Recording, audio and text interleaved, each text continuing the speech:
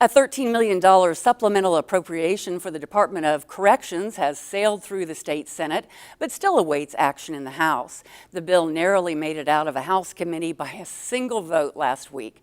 Some Democrats voiced concern about a provision in the bill that gives the corrections director control of an agency revolving fund, while others were upset about a recent decision to move inmates from county jails to private prisons. Here is some of that debate in this ONR Extra.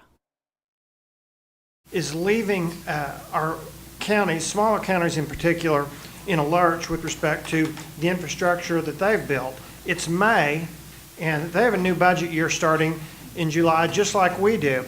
In Mays County, which is the population hub of my district, they're looking at a loss of $530,000 from loss of state inmates. That's a big budget hole to have to plug with such short notice. It's clear this is changing statutes. I feel that this bill will be tied up in the courts. We have seen this happen time and again. To be safe, to make sure that the Corrections Department gets the money that they need, whatever the amount is going to be on this, because you see up here at the top, it says 13 million, but we've heard other numbers.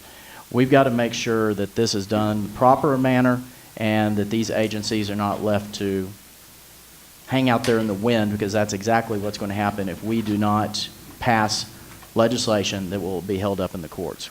I'm not sure what happens to them if we don't pass this bill. I hate to think what could happen if we don't pass this, but clearly we don't have to look far to see, and we've known for years that corrections has some significant needs.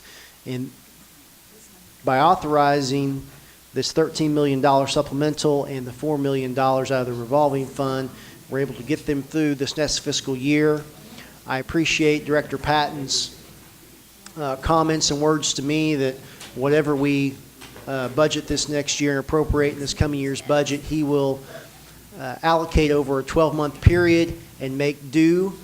Some of that, I'm sure, making due is by giving him the authority to utilize the excess in this industry's fund, and I appreciate his willingness to do that, and would appreciate your support of this particular bill.